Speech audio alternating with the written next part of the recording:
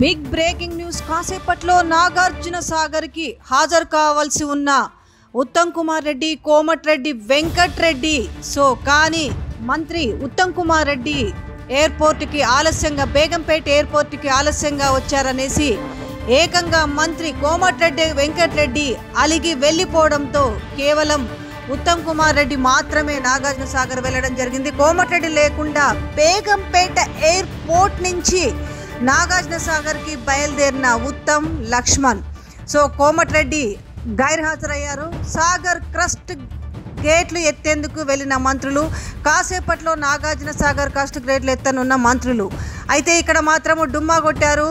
డుమ్మా అంటే కోపంతో అలిగి వెళ్ళిపోయారు. కేవలం ఇక్కడి నుంచి హాజరు కావాల్సింది ముగ్గురు మంత్రులు, అయితే ఇక్కడి నుంచి ఇద్దరే వెళ్ళిపోయారు. మంత్రి ఉత్తమ్ అండ్ లక్ష్మణ్, అలాగే కోమటిరెడ్డి వెంకటరెడ్డి మాత్రము ఎయిర్పోర్టుకు ఉత్తమ్ కుమార్ రెడ్డి ఆలస్యంగా వచ్చాడనేసి అలిగి వెళ్ళిపోయారు.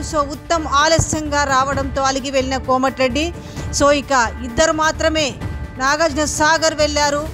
కోమటిరెడ్డి మాత్రము ఉత్తమ్ కుమార్ రెడ్డి బేగంపేట ఎయిర్పోర్టుకి ఆలస్యంగా వచ్చారని అసహనంతో అలిగి వెళ్ళిపోయారు.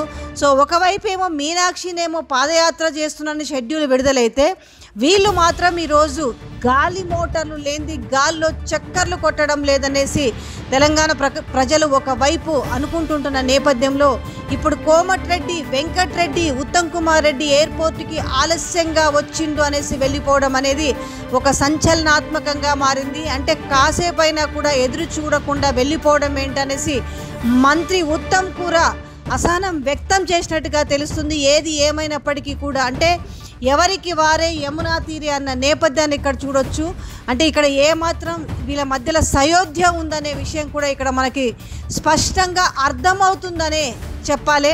అంటే కాసేపు వెయిట్ చేస్తే ఇటు ఉత్తమ్ కుమార్ రెడ్డి కూడా వచ్చేవాడు, కాకపోతే నేనేంటి ఇక్కడ వెయిట్ చేయడం అనేది, ఎందుకనంటే క్రస్ట్ గేట్లు ఎత్తనున్న నేపథ్యంలో ఈ కార్యక్రమానికి వెళ్లాల్సింది ఉత్తమ్, కోమటిరెడ్డి, లక్ష్మణ్. కానీ ఇక్కడ ఏం చేసిండు, ఉత్తమ్ కుమార్ రెడ్డి ఆలస్యంగా వచ్చాడని అసహనం వ్యక్తం చేసి ఇక వెయిట్ చేయకుండా బేగంపేట ఎయిర్పోర్ట్ నుంచి కోమటిరెడ్డి వెంకటరెడ్డి వెళ్ళిపోవడం జరిగింది. ఇక చేసేదేమీ లేక ఇక ఉత్తమ్ అలాగే లక్ష్మణ్ నాగార్జున సాగర్ వెళ్ళారు క్రస్ట్ గేట్లు వెత్తడానికి.